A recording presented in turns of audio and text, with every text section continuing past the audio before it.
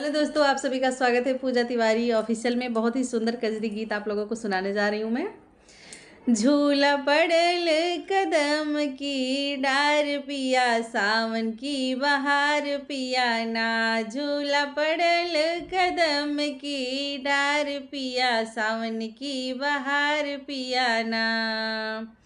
हो बहार पियाना, हो बहार पियाना।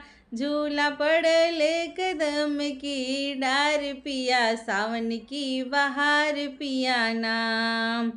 जब पेंगिया मराए तब झूला चरमराए, जब पेंगिया मराए तब झूला चरमराई। सबके मिलके गावै कजरी, मल्हार पिया सावन की बहार पियाना। सबके मिलजुल के कजरी, मल्हार पिया सावन की बहार पियाना।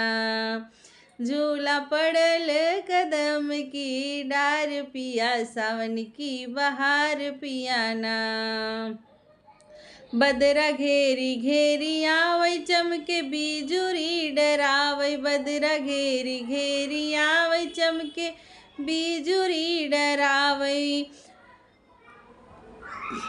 परै देहिया पे रिम झिम फुहार पिया, सावन की बहार पियाना। परै देहिया पे रिम झिम फुहार पिया, सावन की बहार पियाना। झूला पड़ल कदम की डार पिया, सावन की बहार पियाना। घुंघटा काढ़ी के पुलिकाई, झूलनी नई की दुलहिनिया। घुंघटा काढ़ी के झूलावे, झूलै नई की दुलहिनिया। लेके नैना में कजरा कटार पिया, सावन की बहार पियाना।